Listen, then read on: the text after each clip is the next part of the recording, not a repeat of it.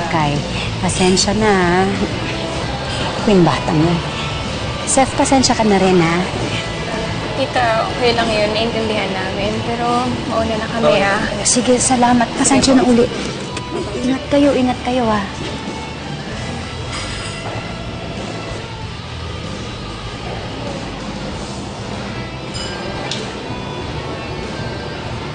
Sir, sorry po. It's not you. It's me. Hindi ko lang naman pumapigilan yung sarili ko nung nakita ko si Kakay. Kuya Bats, baka naman kinakabahan ka lang. To be honest, it wasn't good.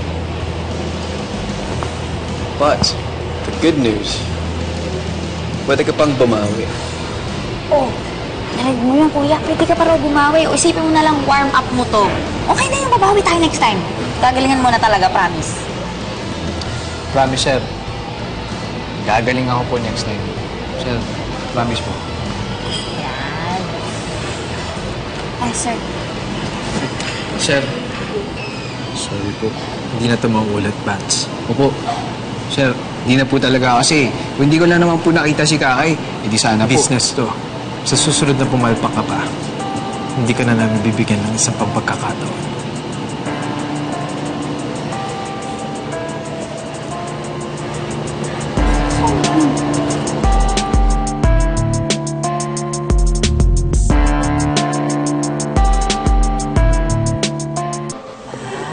Anak, tama. Uy, masugat ka naman. Tama na, okay na yon. Ay, nako, Bats. Epic fail ka talaga. Ano naman? Quiet lang po kayo. Baka akalain ng mga tao. We're free po. Ate, hindi mo ba nakikita yung anak ko? Lugmok na nga, binabaon mo pa eh.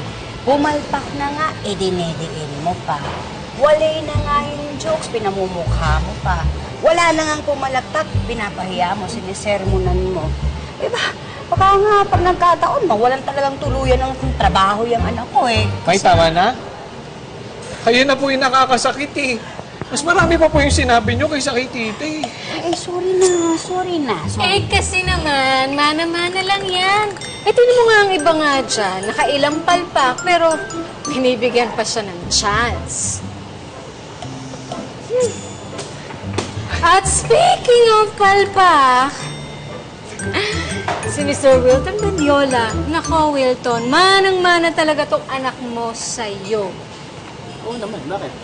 Sa palpak? Oo. Ha? Palpak! Ikatatapos na ng anak mo. May ginawa na naman palpak. Tapos na?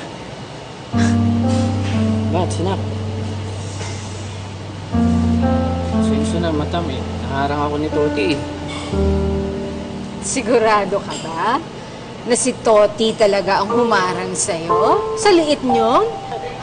Baka naman iba ang humarang sa'yo. Pangalanin natin siya, Beatrice?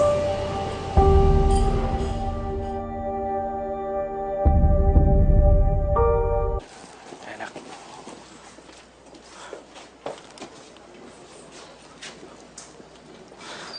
Ito na ang katapusan ng buhay ko. Bakit naman kasi mali-mali ako eh. Kaya deserve kong mapagalitan. Max!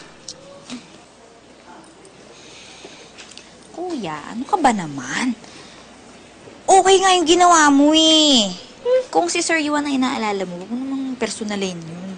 Alam naman natin ganun talaga yun ever since. Mood swings, ganyan. Tsaka bakit?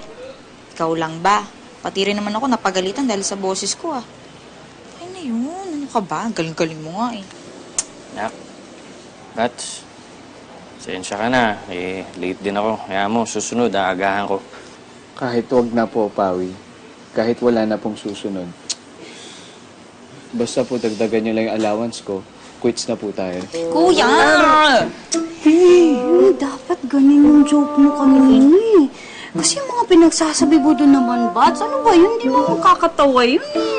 Naman, pinaalala nyo pa po eh. May naman kasi. Kinakalma na nga natin. Ba't ako? Late ka kasi, Pawi. Oh. Eh, hindi naman talaga nakakatawa yung mga joke niya eh. Mas nakakatawa nga yung sinabi. Saka yun naman ako